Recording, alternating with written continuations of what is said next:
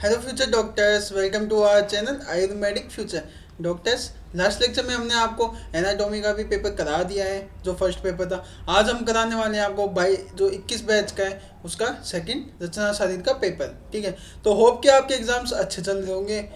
अगर आपके एग्जाम्स में अगर कोई आपको डाउट या क्वेरीज हो, कोई नोट से रिलेटेड या किसी भी चीज़ की आपको हेल्प चाहिए हो, तो आप हमें कमेंट सेक्शन में पूछ सकते हैं। हमारे टेलीग्राम लिंक आपको प्रोवाइडेड है। देखो, जैसा कि हमने मैक्सिमम यूनिवर्सिटीज़ के पेपर्स हो चुके हैं, जो 23 बैच के अभी मेन एग्ज़ाम है, तो उन्हीं के लिए हम बात करें तो आपके जो एग्ज़ाम्स है अभी आने वाला है आपका एनाटॉमी का एग्ज़ाम, जो MJJU यूनिवर्सिटी जो कि गुरु गोरखनाथ यूनिवर्सिटी आपके लिए ये पेपर सॉल्व हम करवा रहे हैं। ये अगर आप पेपर सॉल्व करके जाते हो तो फॉर श्योर 50 to 100% आपका पेपर अच्छा ही जाएगा। अगर आपने PYQs कर लिया तो चांसेस है कि आपके पूरे में से पूरे रिपीट हो जाए। ठीक है, तो मैक्सिमम हम लेके चलते हैं 50% से ज़्यादा पेपर तो रिपीट एज इट इज़ होगा। प्लस अगर आप 10 ईयर्स के हमने PYQs जो 10 ईयर्स की PYQ सीरीज़ है वो हमने करवा रखी है, उसकी प्लेलिस्ट बना रखी है। वो किसी भी यूनिवर्सिटी के अकॉर्डिंग नहीं बनाई है हमने, वो क्या NCHM सिलेबस के अकॉर्डिंग है। क्योंकि तुम्हें भी पता है जो बच्चों तुम्हारे पेपर्स होते हैं वो NCHM के सिलेबस के अकॉर्डिंग हो रहे हैं। जो 21 बैच है तब से, क्योंकि NCHM 21 बैच से लागू हुआ था, तो NCHM ने सिलेबस चेंज कर दिया है, फॉर्मेट चेंज कर दिया है, और हर चीज़ उसने अपने रूल एंड रेगुलेशंस जो है BMS कोर्सेज के वो चेंज किए हैं। तो उसके अकॉर्डिंग वो पेपर बनते हैं। तो एग्जामिनर भी आपका यूनिवर्सिटी देख के पेपर नहीं बनाता है, क्योंकि किसी भी यूनिवर्सिटी का पेपर किसी में भी आ सकता है। यानी जरूरी नहीं है कि आप ही के टीचर आपकी यूनिवर्सिटी का पेपर दें। ऑल ओवर इंडिया पेपर बनते हैं। 15 मिनट पहले आपकी एग्जाम सेंटर पे वो पेपर आते हैं वाया मेल। ठीक है, फिर उस मेल से वो प्रिंट होते हैं हैंड टू हैंड और आपको मिलते हैं। ठीक है, तो ऐसा कुछ नहीं है कि यूनिवर्सिटी से पेपर बनते हैं। पेपर तो NCHM सिलेबस के अकॉर्डिंग ही बनते हैं, और वो भी पेपर जो बनते हैं वो आपको PDF की फॉर्म में NCHM के थ्रू आपके मेल पे आते हैं। ठीक है, तो आप ये मत सोचिए कि जो है उसके अकॉर्डिंग पेपर बन रहे हैं। ठीक है, तो सभी यूनिवर्सिटी के लगभग सेम से ही पेपर होते हैं, कुछ अलग नहीं है। सिलेबस तो देखो NCHM का ऑल ओवर इंडिया सेम है। ठीक है, जहाँ भी BMS हो रही है उन सभी कॉलेजेस में NCHM का सिलेबस सेम है। तो अभी ये मत सोचिए कि है ना आपकी यूनिवर्सिटी के जो पेपर है वो हम किसी भी यूनिवर्सिटी के पेपर में नहीं आते, क्योंकि हमने जो आपके पेपर सॉल्व करवा रहे हैं वो सेम क्वेश्चन अदर यूनिवर्सिटीज़ में भी रिपीट हुए हैं। ठीक है, तो आप वो गलती मत कीजिएगा, सारे पेपर्स आप सॉल्व करके जाइएगा। और लास्ट 10 ईयर्स की जो सीरीज़ है उसमें हमने बहुत अच्छे से सभी NCHM सिलेबस के अकॉर्डिंग जो बड़े बड़े क्वेश्चन है, जो 5 नंबर में और 10 नंबर में पूछे जाने वाले क्वेश्चन है, जो एग्जामिनर पूछता है और सिलेबस में वही इंपॉर्टेंट क्वेश्चन है और वही रिपीट होते हैं। क्योंकि अगर आप वो करके जाओगे तो आपके अप्रोक्स 99% पेपर जो है इजीली कवर हो जाएगा। ठीक है, क्योंकि पता है सिलेबस बहुत बड़ा होता है एनाटॉमी और इन सब्जेक्ट्स का। जैसे आप BD चौरसिया जो है कंप्लीट नहीं पढ़ पाओगे इन टाइम पे, तो आपको ऐसा नहीं है कि आपको BDC देखनी है या फिर ग्रेस एनाटमी या फिर एटलस देखनी है, क्योंकि आपको पता है सिलेबस ज़्यादा है, टाइम कम है। आपको पढ़ना क्या है, कंसाइज पढ़ना है, स्मार्ट स्टडी करनी है, और जो हम क्वेश्चंस करवा रखे हैं उन क्वेश्चंस को अगर आप पढ़ के जाओगे तो ऑब्वियसली आपके पेपर अच्छा जाएगा। ठीक है, तो आप ये पेपर सोल्व कर लीजिए। आपकी यूनिवर्सिटीज़ के PYQs लास्ट 5 ईयर्स के अगर पेपर आप सोल्व कर लेते हो तो बहुत अच्छी बात है, वेरी नाइस। अगर आप ये पेपर सोल्व कर लेते हो, फिर अगर लास्ट में आप क्या है वो लास्ट 10 ईयर्स के जो हमने पेपर्स एनालिसिस किए हैं उनमें क्या है हमने ना NCHM के सिलेबस के अकॉर्डिंग हर एक यूनिवर्सिटी के पेपर्स हमने देखे थे, फिर उसके अकॉर्डिंग हमने क्वेश्चन छाटे थे, और उस क्वेश्चन में से भी हमारी फैकल्टीज़ ने उन क्वेश्चन को प्यूरीफाई करके एकदम जो 100% क्वेश्चन एग्जामिनर देता है, बस इंग्लिश ग्रामेटिक्स चेंज होती है, बाकी क्वेश्चन की जो आंसर की जो लिखवाना चाहता है वो सेम होता है। ठीक है, तो आप वो लास्ट 10 ईयर्स की जो सीरीज़ है वो जरूर से देखिए। चलिए, तो आज अपन स्टार्ट करते हैं 21 बैच का 2021 बैच का पेपर सॉल्यूशन, वो हम आपको करवा देते हैं। ठीक है, ठीक है, तो आप देखिए सबसे पहले जो NCHM सिलेबस के अकॉर्डिंग 20 MCQ आते हैं। तो देखो, प्रमाण शादी से MCQ कितने हैं, 2 आ रखे हैं। ठीक है, एक उसने पूछा है कि पित्त का क्या प्रमाण होता है, तो पित्त का प्रमाण होता है 5 अंजलि। और कई बार क्या है, जैसे ये आपको यहाँ पे दे दिया, वरना इस बार आपके पेपर में ऐसे भी आ सकता है कि संपूर्ण शरीर का प्रमाण कितना होता है, आचार्य वाग्भट के अनुसार तो 3.5 हाथ, चरक के अनुसार 300 अंगुल, और ठीक है, तो इस हिसाब से आपको करना है। ठीक है, जैसे आप मेद का कितना अंजलि प्रमाण होता है, 2 अंजलि प्रमाण होता है। आतव का जैसे 4 अंजलि प्रमाण होता है। शुक्र का अर्ध अंजलि प्रमाण होता है। ठीक है, तो आपको ये ध्यान रखना है। ज़्यादातर आपको क्या है MCQ में यही पूछता है एग्जामिनर, तो ज़रूरी नहीं है जैसे इस बार मेद पूछ लिया तो आपको कोई सी अलग धातु या फिर कुछ भी पूछ सकता है, मूत्र यानी मलों के भी प्रमाण पूछ सकता है। ठीक है, उसके बाद में अपन देखते हैं मर्म से एमसीक्यू आया था, जैसे कि किस मर्म पे विद्ध होने पर आक्षेप से मृत्यु हो जाती है, यानी कौन सा पे मर्म पे लगी हो लगते ही क्या हो जाए, मृत्यु, तो वो है हृदय मर्म। ठीक है, इजी था। उसके बाद में क्लोम को किस किस आचार्यों ने कोष्टांग में माना है, तो आचार्य सुश्रुत ने माना है, चरक ने माना है, वाग्भट ने भी माना है, तो क्या आंसर जाएगा, ऑल ऑफ दीज। उसके बाद में हम फिफ्थ क्वेश्चन जो देखते हैं, जो 2021 बैच में आया था, वो आया था कि पाइलोरस की लेंथ क्या होती है, अप्रोक्स वो कितनी होती है, 2 सेंटीमीटर। ठीक है, स्टमक में अपने देखा ना पाइलोरस जो है कितना बड़ा होता है, वो होता है अप्रोक्स 2 सेंटीमीटर। ठीक है, उसके बाद में अपन बात करते हैं कि किस सोतस पे वेदना से अन्य हो जाता है, वो है अन्वय सोतस। देखो अन्वय सोतस हो ना, उसके लक्षण यही है, अगर अन्वय सोतस पे अगर कोई भी आघात होता है ना, वेदना होती है, तो मेनली क्या आती है, तृष्णा हो जाती है ना, मूर्छा हो जाती है। ठीक है, तो आपको इसके लक्षण विदग्ध लक्षण भी याद करने हैं। ठीक है, उसके बाद में अपन बात करते हैं 7 नंबर के जो एमसीक्यू 2021 में इसमें पूछे जाने वाला था, उसमें क्या पूछा कि कोष्ठ में सिराएं कितनी होती है, तो जिस बार इसमें कोष्ठ पूछे तो अगली बार आपको शाखा में पूछ लेगा। ठीक है, तो कोष्ठ में सिराएं कितनी होती है, 34 सिराएं होती है। ठीक है, ये सीधे क्वेश्चन है जो आपको इजीली संख्या याद होनी, इसमें कोई कॉन्सेप्ट नहीं है जो हमें समझाने की ज़रूरत है, ये सारे के सारे हमने वीडियो लेक्चर्स में पढ़ा रखा है, वहाँ से आप इजीली फ्लो चार्ट में पढ़िए, जो आपको लॉन्ग टर्म तक याद रहेगा। ठीक है, उसके बाद में 8 नंबर पे क्या पूछा है इसने, आप पूछा है कि नाभि से उत्पन्न होने वाली धमनी कितनी होती है,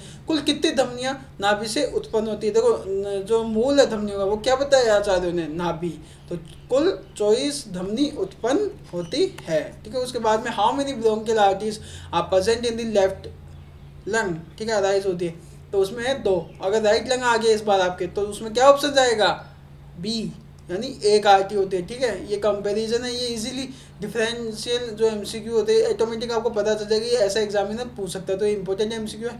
ठीक है, उसके बाद में अपन बात करते हैं 10 नंबर में क्या पूछा था कि लंग राइट और लेफ्ट लंग में से हैवी कौन है, तो राइट लंग ऑब्वियसली बात है। लेफ्ट लंग क्यों हल्का होता है, क्योंकि उसमें देखो एक तो है ना कार्डियक नोच होता है, ठीक है, उससे कम थोड़ा स्पेस में होता है। ठीक है, इसलिए क्या होगा, राइट लंग क्या होगा, हैवियर, बड़ा होगा और वजन में भी ज़्यादा होगा। ठीक है, उसके बाद में अपन बात करते हैं लंग्स की क्या आती है सब। देखो बच्चों क्या गलती करके आते हो आप करके आ जाते हो pulmonary artery, but not the pulmonary artery. Pulmonary artery mainly कौन सा ब्लड लेके जाती है, वो लेके जाती है डीऑक्सीजनेटेड ब्लड। ठीक है, तो लंग्स को कौन सप्लाई करेगा, ब्रोंकियल आर्टरी। ये आप ध्यान रखना, ये बहुत ज़्यादा टिपिकल क्वेश्चन रहता है बच्चों के लिए, वो कंफ्यूज हो जाते हैं और वो क्या करके आते हैं, पल्मोनरी आर्टरी। तो इसका आंसर सही क्या जाएगा, इसका आंसर जाएगा ब्रोंकियल आर्टरी। 99% क्या बच्चे यही गलती करके आते हैं। पल्मोनरी आर्टरी जो है मैंने डीऑक्सीजनेटेड ब्लड लेके आती है लंग्स में, और वो हार्ट से लेके आती है सभी ऑर्गन सिस्टमेटिक सर्कुलेशन से, और वो कहाँ पे लेके जाती है, उसकी एल्वेलाई पे, वहाँ पे क्या होता है, गैसेस एक्सचेंज होता है। पल्मोनरी जो वेन है वो ऑक्सीजनेटेड प्योर ब्लड लेके जाती है। तो इसका सप्लाई मेनली इसने सप्लाई पूछा है, तो लंग्स की जो मसल को सप्लाई करेगा वो कौन करेगा, वो करेगा ब्रोंकियल आर्टरी। ठीक है, तो कॉन्सेप्ट क्लियर रखिए, तो आपके आंसर भी बहुत अच्छे से सही हो जाएंगे। ठीक है, क्योंकि क्वेश्चन यही बनते हैं, बस आपका कॉन्सेप्ट क्लियर होना चाहिए। ठीक है, उसके बाद में 12 नंबर में एमसीक्यू में क्या पूछा था, total minute volume of the normal lung. एक लंग की नॉर्मल कितनी वैल्यू होती है, वो होती है 7 लीटर। ठीक है, डायरेक्ट क्वेश्चन है जो पूछा जाता है एग्जाम में। ठीक है, फिर रेस्पिरेट नॉर्मल रेस्पिरेटरी क्वेश्चन क्या होता है, वो होता है 0.8। ठीक है, वैल्यू है, इजी आपको याद रखनी है, जैसे फिजियोलॉजी में भी पूछ लेता है और रचना में भी पूछ लेता है। ठीक है, तो उसके बाद में 14 नंबर में क्वेश्चन में क्या पूछा था, नॉर्मल इंटरप्लूरल प्रेशर कितना होता है, वो होता है मेनली -3 to -4 mmHg। -4 तो मैक्सिमम होता ही अप्रोक्स। ठीक है, अगर 3 to 4 लिखा हुआ है तो यही आंसर इसका क्या जाएगा, मोर करेक्ट। ये रेंज जो है आप ध्यान रखना, मैक्सिमम पूछने के चांसेस रह जाते हैं, वरना आपसे ना और भी क्वेश्चंस होते हैं वो पूछ सकता है। ठीक है, उसके बाद में 15 नंबर क्वेश्चन में 2021 बैच में उसने पूछा था कि फीमेल यूरेथ्रा की लेंथ कितनी होती है, तो वो होती है 4 सेंटीमीटर। कई बार क्या एग्जामिनर इस वजह से इसने ये पूछ लिया फीमेल यूरेथ्रा, तो अब की बार आपसे क्या पूछेगा, मेल यूरेथ्रा या फिर यूरेटर। ठीक है, तो आप ये अच्छे से पढ़ लेना। ठीक है, उसके बाद में अपन बात करते हैं left testicular vein is drain into left renal vein. जब हम आपको ये पढ़ाएंगे जो रिप्रोडक्टिव ऑर्गन्स की एनाटॉमी, उसमें हम आपको अच्छे से एक्सप्लेन करेंगे कि ये क्या रीज़न से इसमें राइट रीनल वेन आई है। ठीक है, उसके बाद में अपन बात करते हैं 17 नंबर जो क्वेश्चन है, उसमें एग्जामिनर ने क्या पूछा था 2021 बैच में, उसने सीधा ही जो अपनी कला है ना उससे क्वेश्चन पूछा था कि उधर में कौन सी कला पाई जाती है, वो पाई जाती है मेदोदरा कला। जैसे इस बार उधर पूछ लिया, तो आपसे क्या पूछ सकते हैं, कि पित्तधरा कला कौन सी कला है और कहाँ पाई जाती है। तो पित्तधरा कला कहाँ होती है, षष्ठी पित्त होती है, छठे नंबर की होती है। कौन से नंबर की कला का क्या नाम है, ठीक है, ये पूछ लेता है ना। क्या नहीं श्लोक जैसे पक्वासी में कौन सी कला है, ठीक है, तो पांचवी जो कला है वो पक्वासी। तो जैसे पित्तधरा कला घेरेनी में होती है, तो आपको लोकेशन पूछ लेता है। तो आपको सभी कला की लोकेशन पता होनी चाहिए, एमसीक्यू में आ सकता है। जैसे इस बार उधर का दिया तो अगली बार आपको पित्तधरा कला का दे देगा, ये कला तो प्रिया, और वैसे आपको याद होने चाहिए, ठीक है। जब पुलिस दला का क्या होता है, पक्वास है, ठीक है। उसके बाद में अपन बात करते हैं 18 नंबर जो क्वेश्चन है, उसमें पूछा गया था इंद्रिय की संख्या कितनी होती है। देखो 5 होती है ज्ञान इंद्रिया, 5 होती है कर्म इंद्रिया, 1 होती है उभय इंद्रिया। तो मेनली कितनी हो गई, 11। तो एकादश इंद्रिय कितनी होती है, 11। ये वैसे मेनली जो इंद्रिय पंचक है वहाँ से क्वेश्चन आए, 5 नंबर में भी दे देते हैं। प्लस आपको इस बार क्या दिया एमसीक्यू में, तो आप इसको अच्छे से पढ़ लीजिएगा। ये पदार्थ में भी काम आता है, क्रिया में भी काम आता है, या हर जगह कॉन्सेप्ट आपके काम आएगा, ठीक है। उसके बाद में 19 नंबर में त्वचा से क्वेश्चन आया था कि विषभ का अधिष्ठान कौन सा है। तो विषभ का अधिष्ठान है लोहिता। देखो त्वचा का हमने टिक से आपको अच्छे से याद करा था। अगर आपने लेक्चर नहीं देखा तो आप जाके देखिए। अलो अबासनी, तो अलो अबासनी में क्या होता है, जैसे आपकी जो टिक्स है उसके अकॉर्डिंग हमने सातों जो है उसका सीक्वेंस वाइज याद करा था एक फ्लो चार्ट में। फिर आप उसमें क्या है रोगों को भी हमने बता देगा, तो वहाँ पे आप जाके देख सकते हैं, ठीक है। उसके बाद में 20 नंबर के जो एमसीक्यू है उसमें पूछा था एग्जामिनर ने कि इंटेंसिंग मसल टंग में कौन कौन सी है। तो वो कौन सी है, वो है ट्रांसवर्स लिंगुअले, और एक्सटेंसिक में क्या दिया, हाइपोग्लोसल, स्टाइलोग्लोसल, जीनोग्लोसल, और एक होती है हायोग्लोसल जो इसमें लिख रखी है, ठीक है। टोटल 4 होती है, वो हमने आपको बता रखी है। तो ये ऑप्शन इसका जाएगा क्या है, इंटेंसिक। अगली बार जो एग्जामिनर आपको एक्सटेंसिक दे देगा, ठीक है, फिर ट्रांसवर्स, वर्टिकल, हॉरिजॉन्टल देते हुए जीनोग्लोसल, तो आपको क्या आंसर जाएगा, जीनोग्लोसल। तो आप दोनों एक्सटेंसिक और इंटेंसिक मसल्स याद कर लेना टंग की, ठीक है। उसके बाद में आपके एक एक नंबर के क्वेश्चन हो चुके हैं।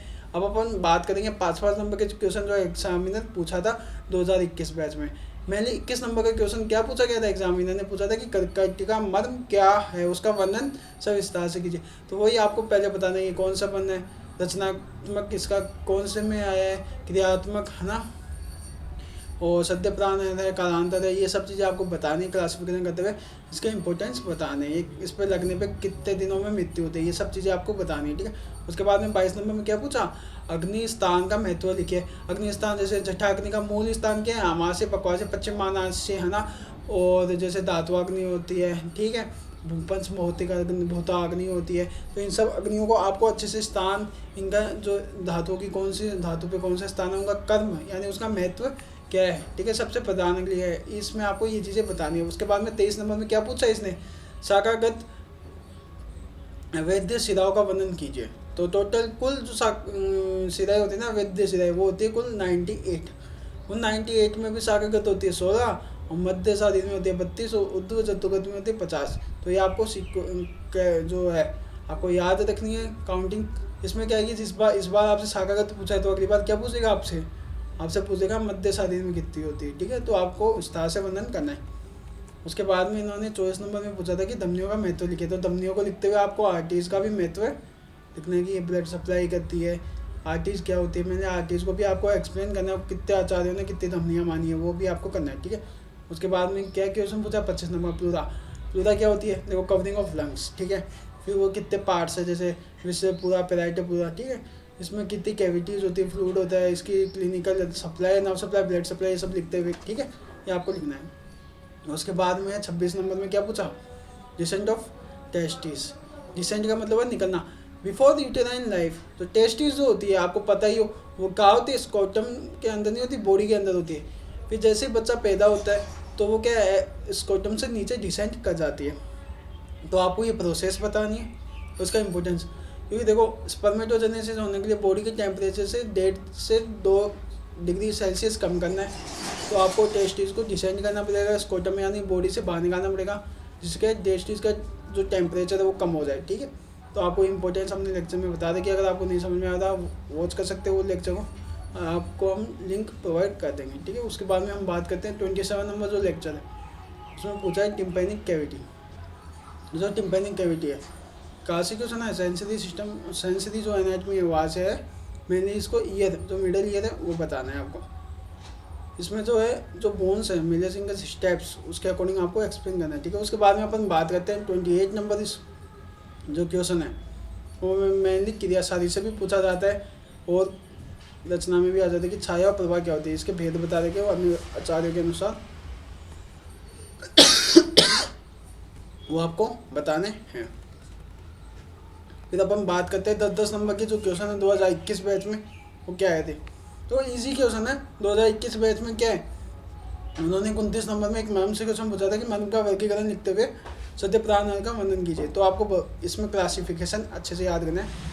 उनकी जब 10 नंबर में आया तो आपको इसमें क्या क्या लिखना पड़ेगा, इसकी परिभाषा, निरुक्ति, पर्याय, जो मनमानी, नामास, रस नहीं उसके श्लोक लिखने पड़ेंगे, जिससे आपके बहुत अच्छे नंबर आएंगे। ठीक है, क्लासिफिकेशन लिखते हुए सत्य प्राण मैम का आपको वर्णन करना है कि इनके सत्य प्राण यानी लगते कैसे मृत्यु हो जाती है वो बताना है। ठीक है, फिर 30 नंबर में क्या पूछा, पूरा का पूरा स्वतः पूछा है, उसकी परिभाषा, संख्या, नियुक्ति, जैसे मूलातम, खादतम, देव, प्रसतम, तो अभिवाही स्वतः, तदिति, विकिम, सिरातम, निवजितम, मुत्तव्य स्वतः, मुत्तव्य स्वतः पूछा है। तो आपको मुत्तव्य स्वतः में यूरिनरी सिस्टम भी, ब्लेडर और ये चीज़ें क्या बतानी पड़ेगी। ठीक है, तो थोड़ा मॉडर्न भी आप इसमें बताइए। ठीक है, उसके बाद में हम बात करते हैं इनके मूल। जो चार्ट है हम आपको प्रोवाइड कर रखे हैं लेक्चर में, तो आप उस चार्ट से इजीली याद कर लीजिएगा। ये फिजियो में भी पूछ सकते हैं। ठीक है, 31 नंबर जो क्वेश्चन है उसमें पूछा गैस्ट्रिक कैनाल क्या होती है। ठीक है, उसके बाद में स्मॉल इंटेस्टाइन और उसके क्लिनिकल एक्सपेक्ट। इसमें जो है बेसिकली जो स्मॉल इंटेस्टाइन है इसके आपको पार्ट्स करने, जैसे डिओडेनम, जेजेनम, ऑयल, है ना। तो ये तीनों इसके पार्ट्स करने, फिर उसके बाद में उनकी सेंटीमीटर लेंथ और उनके अंदर कौन से स्पेशल स्ट्रक्चर्स है, नर्व सप्लाई, ब्लड सप्लाई लिखते हुए क्लिनिकल उनका इंपोर्टेंस लिखनी है। ठीक है, उसके बाद में अपन बात करते हैं 32 नंबर जो क्वेश्चन है उसमें पूछा स्ट्रक्चर ऑफ हार्ट। जो स्ट्रक्चर ऑफ हार्ट है मेनली उसकी बॉर्डर, अपेक्स, बेस, ये सब चीज़ें बताते हुए ब्लड सप्लाई बतानी है। और हृदय जो है उसको आशय के अकॉर्डिंग क्या क्या वर्णन किया आचार्यों ने, हृदय को क्या बताया है वो आपको बताना है आयुर्वेदा के अकॉर्डिंग। जैसे हृदय 3 मन में, महामन में भी आता है।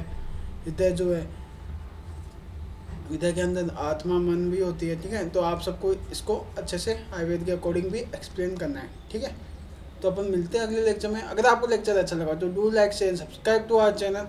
अगर आपको ऐसे ही वीडियोस चाहिए तो हमारे बेल आइकन को प्रेस कीजिए, जो नोटिफिकेशन आपको तुरंत मिलता रहे।